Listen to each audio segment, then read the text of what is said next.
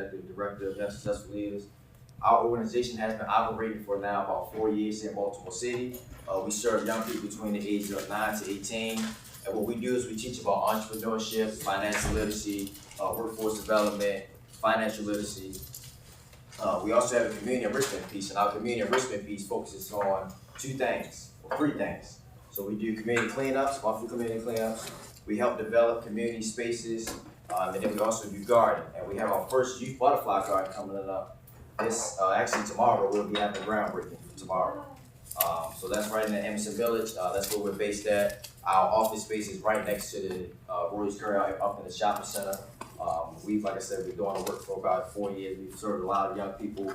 We've connected right with the 5 zone schools in the community. So Emerson Westside High School, Thomas Jefferson, Baltimore National Academy, Green Street Academy, and Wildwood Elementary Middle School. Those schools that we directly partner with and receive our youth from as well. We also serve youth throughout Baltimore City. So some youth come from East Baltimore as well. Like I said, we just were looking at really honestly into space today to talk about entrepreneurship. We know that a lot of young people in the space want what they want to do, right? They want to make money, right? What we want to be able to do is teach them how to make money, but also how to save money. We always have the quote saying that save your money will save you.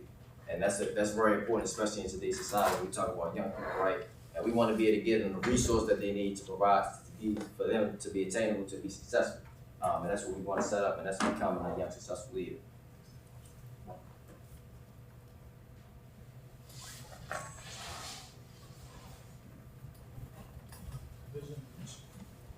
Yeah, so with, just to continue, our vision is to develop 1,000 micro entrepreneurs by the year 2030. And the way that we do that is we do, for example, we had our last Saturday we did a financial literacy summit. So what we did is we, again, partnered with those schools, shared information with our partners to get them to learn about, it's called Invest for Future Success.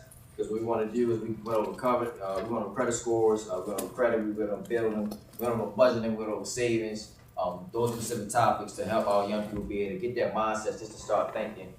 Because we already do like many cohorts monthly or weekly basis. So what we wanted to do is expand that, open that up to open up more doors to get more folks involved. Like I said, we have our business model, which we do, we have a business pitch competition at the end. So through these young people, they go through our cohort sessions, right? And then at the end, there's a competition. And what we have them do is we teach them the skill sets through these cohorts, such as marketing, branding, doing public speaking. So we can invite them also out and get them into networking opportunity spaces too as well to be able to help prepare them, see their businesses thrive and become successful. Like that's the ultimate goal. And we want to make sure that we're providing the wraparound service that they need. What we also do in this space, and this is something that we don't want to miss out on, is the mental health aspect, right? Of becoming an entrepreneur, because we have hard times, we go through things, and life is just life. So what we want to make sure that we do is we provide that mental health space for them too as well. So at the beginning of each cohort session, what we do is we do a restorative circle with our young people. So we just talk about things that they want to talk about. If it's what they're doing in life, it's just about what's going on at home. Like just to have them to have their open space to be able to come and talk about things that they want to speak about, because having that mental aspect is very important, especially in today's society. So we want to make sure that we cover that. So while it's all getting started, I know he's going to have his presentation that he's going to follow. One of the things when you take a look at, we started this company solely for a particular reason. And we did some studies and we realized that it was a big disparity with entrepreneurship and financial literacy within our communities. And when we say big disparities, meaning that it literally is a drastic difference when it comes to how a business looks and what people see when they come into your community. So we said, okay, wow, we went around, we went through we worked in Emerson Village. So we worked with about 4 different community associations. Total impact about 17,000 houses. And we looked at all of the houses and all of the businesses that were surrounded them. And none of them had a business that looked like us or that sounded like us. Within the 17,000 households that were right there. So we were like, and then we also took a look at it and then tried to understand how does this impact the community. And we started to realize that a lot of the money that was leaving out of the community really just wasn't coming back. And it's not a bad thing, but it's just the truth. So with that being said, that's when we came up with the whole concept of, the entrepreneurship piece and how we're gonna start to focus on it. And stuff. You go, we'll right through it. Yeah, so like he was mentioning, so the reason that we focus on becoming an entrepreneur is the main priority, the main focus is, like you said, having those young people and creating that space to get that minds really going. Like an event such as this is good for young people to come to, just to be able to track and get the sense of what it's like to become an entrepreneur and giving them the basic skill sets and covering, like I said, things like, well, what is a SWOT report? Well, SWOT stands for strengths, weaknesses, opportunities, and threats. What does that look like in a business model? Not just like what does it look like in a business model. What does that also look like for you personally? So being able to cover that, like I said, throughout our course, such as the topics that we cover and discuss, and also get our young folks into those different spaces as well. Some of the things that we talk about.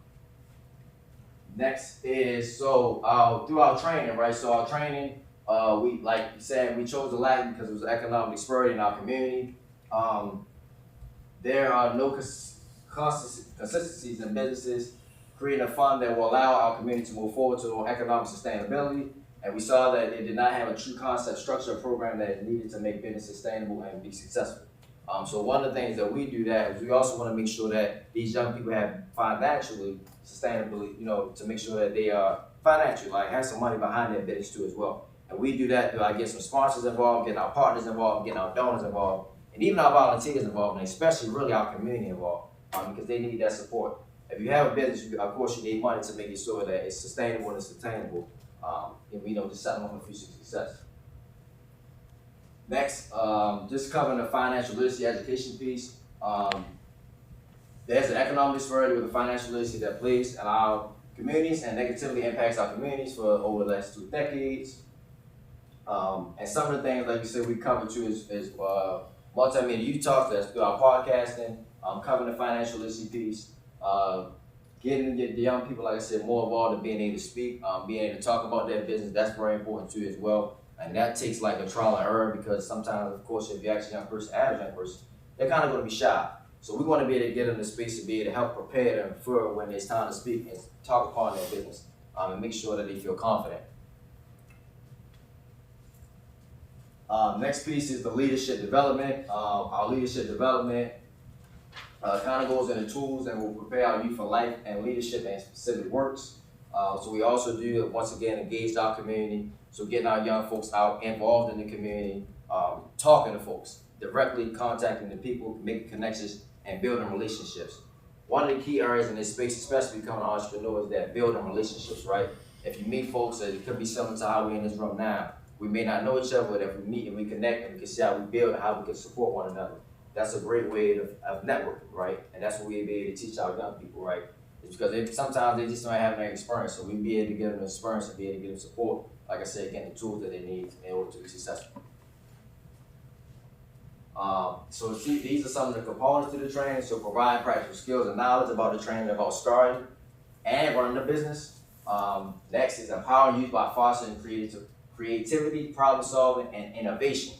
And the last one, it builds confidence and a sense of ownership over their ideas and projects. Financial literacy education again. So teaching about managing money, budgeting, investing, and understanding financial concepts. Empowering them to make informed financial decisions, both in their personal lives and business ventures. And then lastly, them in the skills needed to handle financial responsibility and sustainability. Next, just do one of these. So empowers youth to take on leadership roles that are not only in their businesses, but also in their communities.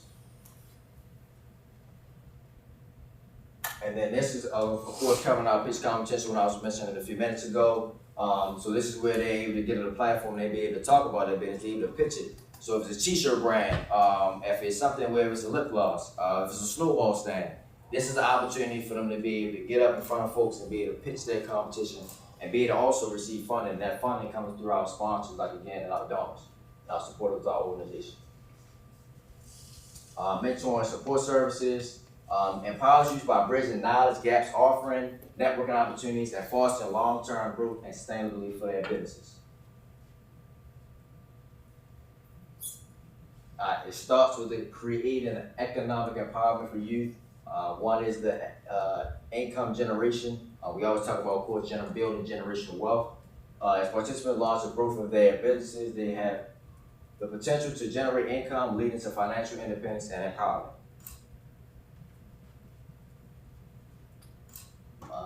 Back to financial literacy education. One thing that's very key is asset building. With the proper finance management, participants can build assets over time, furthering and enhancing the economic empowerment and long-term financial security. Leadership development, which is very key. Networking and collaboration again, so strong leadership qualities enable participants to build networks, form partnerships, and access resource opportunities that can fuel businesses' growth and success.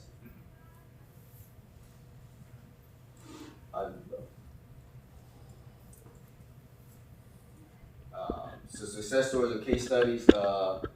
So the mother and daughter snowball stand, which I mentioned earlier, photographer, lawn services, wholesaling to real estate, and stock investment team. So one of the things to take a look at, we take an approach that's a lot different from how a lot of people do it. I appreciate everything you said. One of the things we do is we actually take kids to a carryout, and it's an organic carryout, and we say, hey, look, tell me what you think's running this. Then we also get them to sit down with the carryout owners, and we have a few of them. I grew up with one of my family members. Of course, I love him to death. Learned everything I learned about business. Learned from him. It's a Korean household, and that's how I learned business. Just that simple. So we partnered with them and got the kids to start to understand, hey, I said, this carryout put their kids to college. And they're like, well, what do you mean? And I was like, well, they got 3 kids, they all went through college. And they're like, well, how did you do that? I said, well, this carryout does, and we looked at the books. Carryout does almost $20,000 to $25,000 a week. And they do over $80,000 a month. And they do over $1.2 million. So then we said, okay, great. So if you can actually start to embrace that and also bring good quality food into the community, you're going to be able to make a bigger impact if you plan on going into hospitality. Some of the other things that we did was we get kids together. So we'll have about maybe 20, I want to say 22, but between 20 and 25 kids in a room. And they call it stock game. That's their thing, of course. And what they do with the stock is it's 20 of them in a room, and they're actually doing the simulations. And they're literally bidding on stocks, looking at stocks, watching the stocks drop through the simulations. And they do that for 2 hours. And then after the 2-hour period, we open up we get rid of the live training, and they actually literally go online. And we all give them a couple $100, and they actually start investing stocks on their own. One of the other things we do for them is we have a fundraiser where as though once we get the 20 kids that are going to be in this particular program, each one of them will raise $1,500 a piece throughout the fundraiser. And then with that $1,500, we show them how to take that money and start investing. So throughout the school year, one of the key things they have to do is once a month they have to plan an additional fundraiser. Why? Because they got to get at least $250 every 2 weeks to start putting back into their stocks. So they're planning fundraisers, they're selling cookies, they're doing bake sales. When you see some of them, I have a gentleman who started a lip gloss line. I have a mom who she came to me because she said, hey, my daughter can't be in the program anymore. I was like, why? And she was just like, well, I gotta work. And it's just not, it can't happen. And I said, okay, well, why don't you sit down with me and talk to me? So her and her daughter sat down and we just started talking. And her daughter was like, well, mommy, I can do this and I can do that. Again, daughter's probably in the 7th grade now. She just went to the 7th grade. So I said, well, mom, look, you should trust her. I was like, so what I'll do for you is we're going to make an investment. We're going to get you a snowball stand. And then your daughter's going to take everything she learned from what we teach her. And a month later, mom came back to me crying. And I was just like, oh, man. Because I didn't talk to her. I talked to her daughter, of course. But I didn't talk to mom. And I said, well, what's the problem? And she was just like, I don't have to get another job. And I was like, why? What happened? And she was just like, I make $500 a week doing snowballs. And she was like, and my daughter keeps teaching me new stuff every week. And she was like, well, did you know about such and such, such and such? And I was like, yeah, I taught it to her. And and she was just like, oh, so she's learning it from you. Yeah, Ma, that's why she's in the program. And she was like, oh. So now her mom is actually putting all her time And what they're doing is they're looking at expanding. So now she was like, well, my daughter was going to get some hot dogs. But she said, she said she's certified now. She can handle food and stuff. I said, yeah, she got her safe serve license. And she was like, you guys did that? I was like, yeah. And she was just like, so she can sell. She was like, but the cops came up to her and told her she had to move. But my daughter, I didn't know if my daughter was being smart or not, and she was like, no, I don't have to move. And her daughter went to the bag and pulled out a foot peddler's license. And was just like, no, sir, we can be here on the city streets. And the cop was like, and then this is the key. She turned around back and did like this, foot peddler license on the back of her shirt. So we make sure that they have it right then and there. So the cop he just started laughing and was like, okay, just go ahead. But these are the things that we do for the kids. So to empower them, to get them to the next level. And lawn services is one of the key things that one of the kids do, because I had a landscaping business for like the last 15 years. So I was just like, we gotta get these kids into, but it's not even landscaping, it's just the agriculture piece. Because landscaping is, if you know about it, it takes a lot. So getting the kids certified in certain agriculture pieces is where we come in. And then they take that back to providing lawn services to people. And that way, they're not killing people's lawns, they're just taking care of them, customers love them, and it just goes on that way. And that's another way that we getting kids to start to open up their businesses. And then, of course, we talked about the stock investment piece. But this is one of the new ones that we started, wholesaling the real estate. We get the kids actually understanding the real estate piece. We're getting them to understand how wholesaling works, so they can understand the terminology, they can learn the wording, they can learn the different stuff that people are looking to do. Wholesaling is grunt work, so this is perfect for them because they're actually getting their feet dirty, they're walking on the ground, they're doing it. But once we teach that to them, of course we don't want them to do that, but that's just to get them to understand it. And then we roll them into our real estate programs that we do. And then we use the entrepreneurship piece. So what we do is right now we have about 7 kids. And what they're doing with the real estate is we help them do a fundraiser, and they're actually getting ready to buy their first property. So, and these are kids that are in high school, so they're gonna buy their first property, and I believe the goal for them is to get 5 properties, and once they get 5 properties, they're gonna start doing something different. But the first 5 properties, they're just pretty much selling them and then making a profit. On the 5th property, they're gonna actually switch it and they're gonna actually start renting that. But these are just kids in high school, that are doing this. So the reason why it's important for us for the entrepreneurship piece is because the money that they make is actually going back into the community. They're spending money in the community, they're spending money at the carryouts, they're spending money at the malls. They're not leaving and taking the dollars outside of Maryland. Whereas though right now you got a lot of businesses that are here. I can honestly, we did a study and we found out that when it takes a look at the entrepreneurship businesses that are in our community, that actual financial dollar, none of them do banking here in the city. All their banks are outside the city. And then the banks that are outside the city, as soon as they cross whatever lines they're leaving, the money leaves the city and it don't come back here. It's just that simple. So if you have all of these businesses that are on the corners of all of the different communities, and then if they're making over $1.2 million, and that $1.2 million, and it's at least 5 of these stores inside each one of the communities, you have almost $5 to $10 million leaving out the community every year. And that's what we're trying to stop. So we're trying to actually start to keep that here. So when kids come through the program, that's what they get to do it in real time. So what we do is we also get the kids to look at financially. We start to get them to look at, once we do the real estate piece, we'll break it all down for them. And when we break it down for them, we really start to show the kids how the entrepreneurship piece is starting to impact. So we'll take a house, and on the house, we show them a breakdown on the house. But with the breakdown on the house, the crazy part about it is the house may cost about $30,000. And then we get the kids to start doing the math. They're doing nothing but addition, subtraction, division. All of the basic stuff. And when we finish doing it, the kids are like, okay, so now we just made the investment, we just made the product, we just put $100,000 up. All of the houses on the block, they did their research, all of the houses on the block are selling for $200,000. So we might make an $80,000 profit. And I'm like, yeah, so if you make $80,000 right now, I'm like, well, what are we doing? And they're like, well, what are we supposed to do with it? I was like, that's the whole point. I was like, this is your money. I said, now you get to figure out, but you just got to do it again. But you got to turn it into a business. So that's one of the key things that we do. We do hands-on training with them, and we get them in it.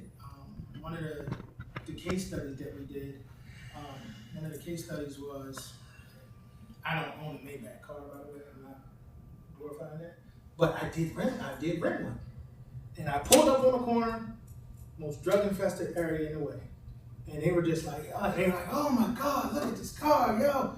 And I got out the car and I was like, what's up, man? And he was like, oh, that's that guy that be talking all that stuff. I'm like, yeah. I was like, yo, why don't y'all come in for a second? And they're like, what?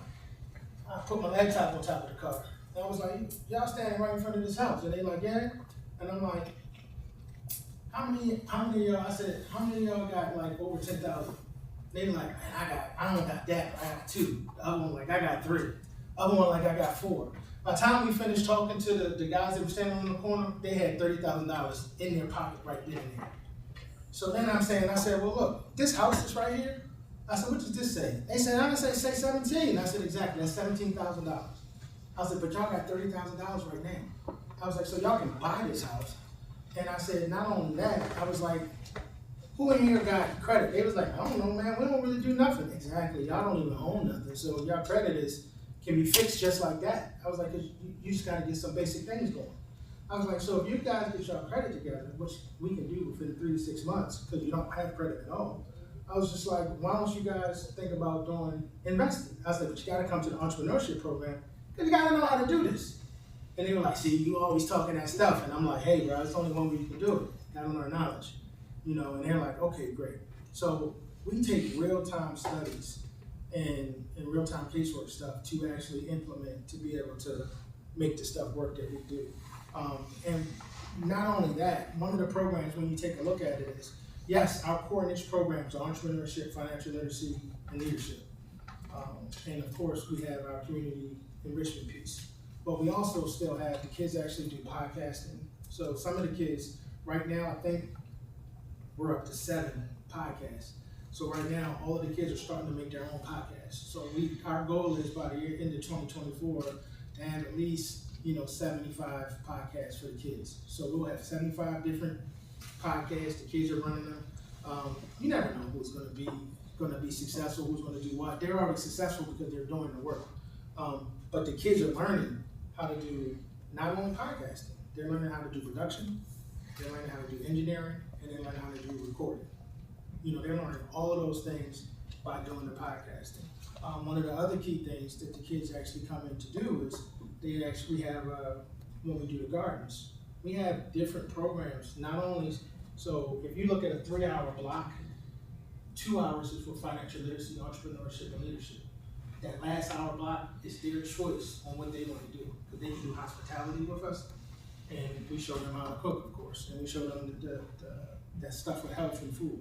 But we also take it a step further, whereas though we give them the option that last hour to choose what they want to do. So it's basically almost like an enrichment piece, but it's not really enrichment because it's an actual program, but that's how we treat it. So we treat it whereas though they get to choose what they want that last hour block. But Brandon, he put everything real simple for everybody to understand. So when you take a look at some of the things with the kids, when you look at our attendance rates are normally over 100% when you take a look at, all of the work. But if you just take a look at, do you understand how to create a budget? You can't really see it because it's blurry, but you can see that we have 61 11th graders who are like, yeah, they understand. They may not be proficient at it, but they do understand how to do it from the way that we do it. And when you take a look at, 5 and 4, most of these you see are like 5s and 4. We really didn't get any 1s, 2s, or 3s. Everything is based on us, the way we teach them. Now this was based on 180 students, with one of the programs that we did. And that's actually us coming in doing a cohort. We do about 6 cohorts, and then it's 30 kids in about each cohort that we do. Our goal is to increase that, so we can do 2 cohorts. We start to do 2 cohorts, so we can do at least 60 kids a week, and it just rotates pretty much every week, and that's just the one thing. So when you take a look at the next part and what we do, this one right here is just based on just a single cohort, and one of the things that we do, we'll get kids together and we do like a monthly conference. So in that conference, we'll get different schools to come and they'll bring the kids in, and then we do a big financial literacy conference for them. And we start to lock in with them and we start to teach them all the ins and outs. Of course, financial literacy, leadership, and entrepreneurship. We have different speakers come in and we might have 4 different rooms and it's a speaker like this. We have speakers in different rooms and the kids they rotate between the different rooms. And then we all come back together. But the big part about the kids coming to our cohorts is with our pitch competitions, whoever wins the pitch competition, the kids actually get their own license, they get their own business license, they get their own marketing campaign done, they get their own website done. We help them set up their own business address, we help them get a virtual business address, we help them get everything that the bank would want to, the underwriter would want to approve a business for them. We help them get everything with that. And when they do the pitch competition, at the end of the cohort, so at the end of every cohort is 3 months. At the end of every cohort, we have a pitch competition. And the kids actually get their businesses, done right there.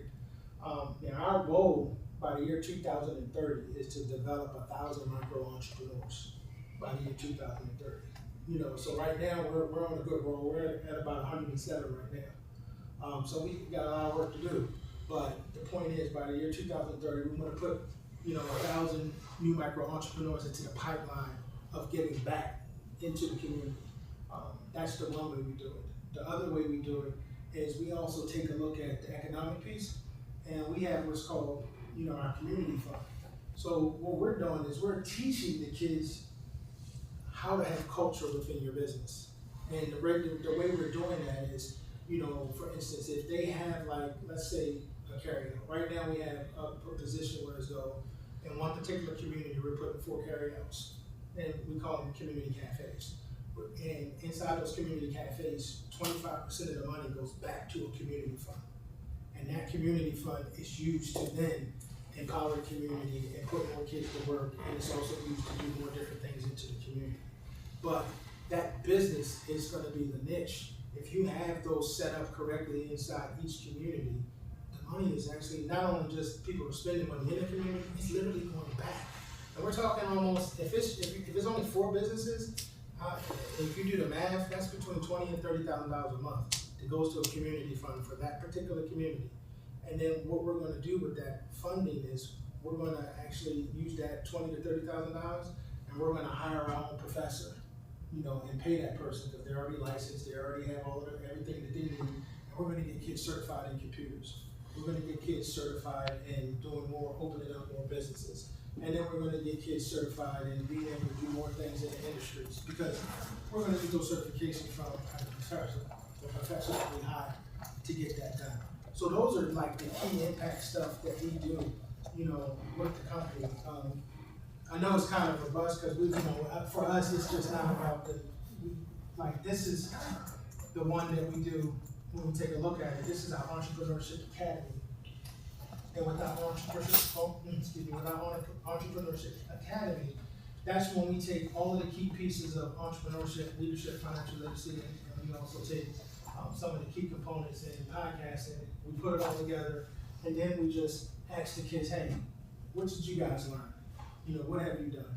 And as you can see, most of the kids, when you take a look at it, most of them are given, we're in the 92 to 96 percentile. With the kids actually liking the program and understanding how they can start to impact the community. But one of the key things that we do, with what we're doing, if I could put it up, if it works, I'm sure it's gonna work. Yeah, it's probably not gonna work. Their audio isn't working. But this is one of our kids. These are just our kids talking. Sorry, the audio's not working. But this is our kids talking about how they like the program and what do they plan on doing and what have they learned from the program. So we have different kids that are coming on that's just sharing their experience on how they're succeeding and how they're actually changing their household.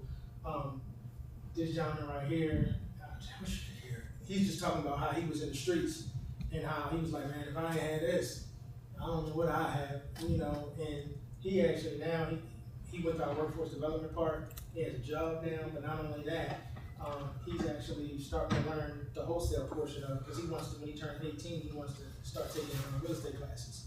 You know, so real estate is what he wants to get to. That's actually another young lady who was just talking about, you know, fear. And she was like, I learned fear. And she was like, I learned that, you know, fear is the most important thing that's actually can make us or break us. It can make us money, or it can take away our money. And she was like, I'm not gonna let fear that overpower me. He's actually becoming an accountant, you know, so he's graduated. So this is one of our, we started 3 years ago. So he's actually one of our first seniors that's graduating. He's gonna go to, I believe, Towson University. But once he does that, he wants to open up an accounting company, an accounting firm. But right now, we actually have him training to be certified in bookkeeping. So like I was telling him, I was like, dude, you can start doing this now. He was like, really? I'm like, yeah. I said, you can do a bookkeeper? So they're gonna do the bookkeeping. He's gonna start doing bookkeeping. He wants to be a fashion designer. So he's talking about how he's gonna take his business and how he learned how to do everything and open up his own fashion design company. So these are just different kids who are sharing their emotions and their feelings on how they're gonna do everything. And this gentleman right here, all he wants to do is work at Southwest. You know, so he's saying, I wanna work at Southwest because he's like, I wanna have my own travel company. He was like, I'm gonna partner with Southwest to open up a travel company. And kudos to him because I graduated from Mount St. Joe and he'll be attending in Mount St. Joe next year. So he just got accepted. So that's a good thing. But again, then of course this one right here, he's just giving our mantra. He's talking about how he's a young successful leader, and we have a, you can see passionate, right? He's like, I'm a young successful leader. This is what I do, and he's going on. He's like, by any means necessary. But this is what the kids say, so they have to say that pretty much every day and all of the time. When the kids, when they do it. But again, that's just our basic piece, and then when you take a look at, I have a young lady that's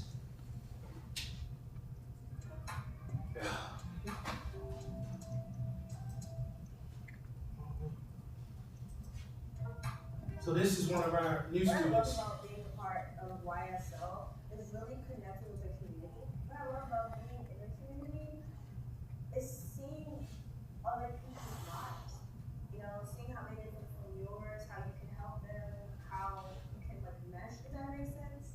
For me to be a young successful leader is to be the best person that I can be, to give back to the community, to give back to my friends, to give back to my family members, to push positivity, to plan a future for myself outside of high school, outside of middle school, to better myself, to be myself. I think that's what it is to be a successful leader.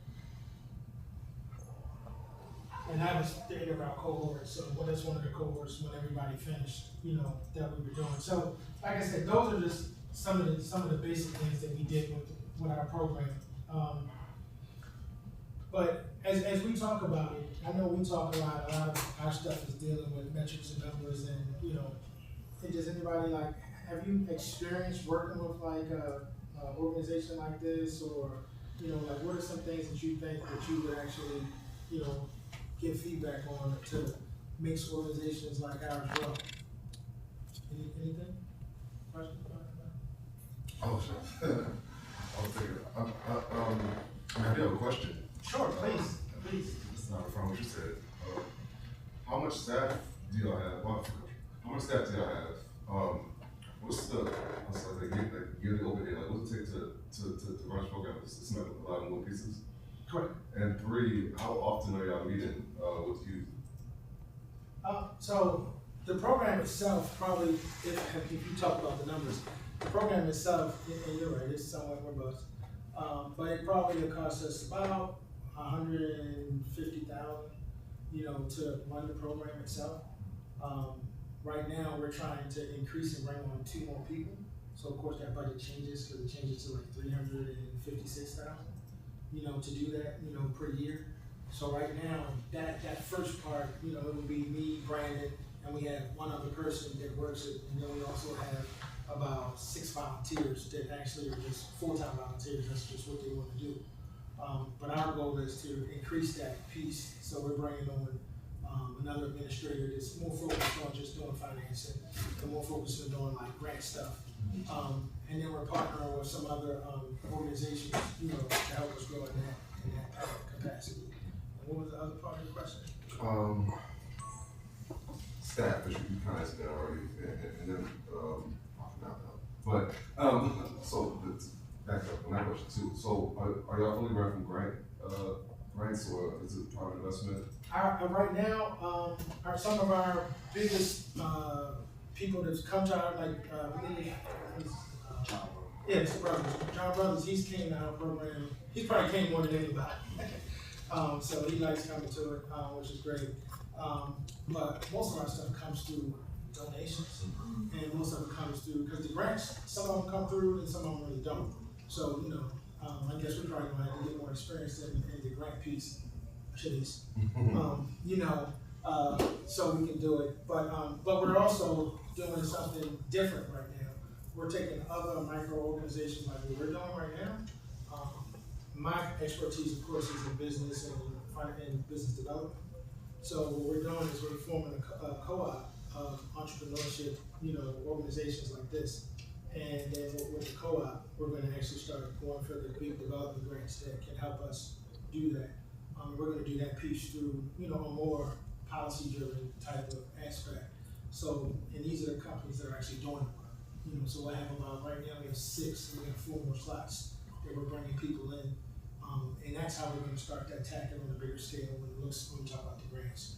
But right now we're based on private funding, us getting the money in. And we're based on, if we get a grant, great. If not, we got to just keep it moving. And then, of course, the key part is what we talked about, the stability piece.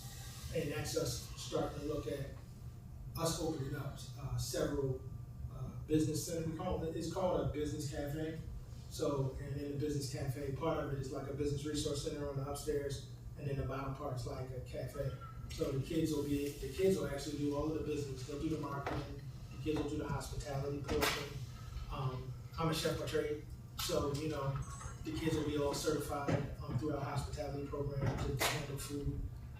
But the great part about it is the kids are going to be running that whole portion, and then 25% of that money will go back into a community fund. And that's how it'll help us become more sustainable. Because in that piece, we have a partnership with the community fund. Whereas though they'll donate a certain proceed to us, to our youth program. So we're gonna actually become more sustainable that way with that passage, moving it that way. Because 1, this stuff is in the community, and 2, we're keeping the money in the community. We're not taking it out, and the kids are actually running everything. So that's the beauty about it. When I met Brandon was probably he's 25 now, he's about 19 when I met him.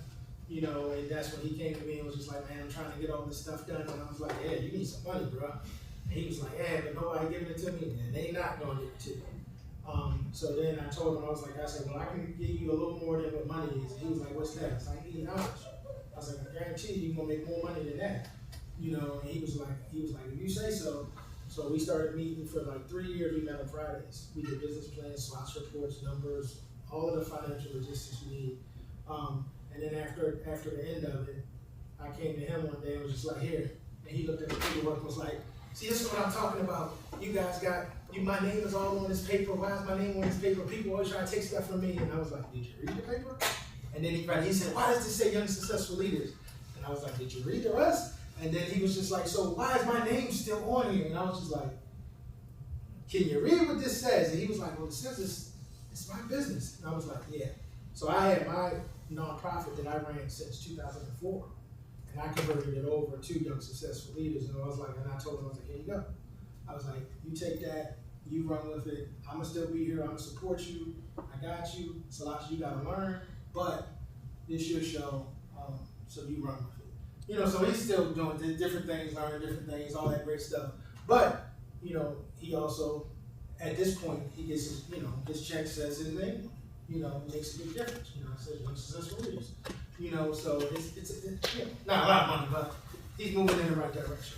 So, but this is what we're trying to do for all of the kids. You know, we're trying to get them to step into the arena and do the same thing. So, anyway, that's our piece. You know, if I bored you, I apologize. You know, sorry about the problems at the beginning.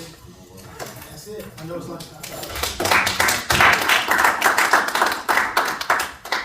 I wanted to offer some feedback, not necessarily a question, but I know me and Brandon been working together for so long, but it was amazing to like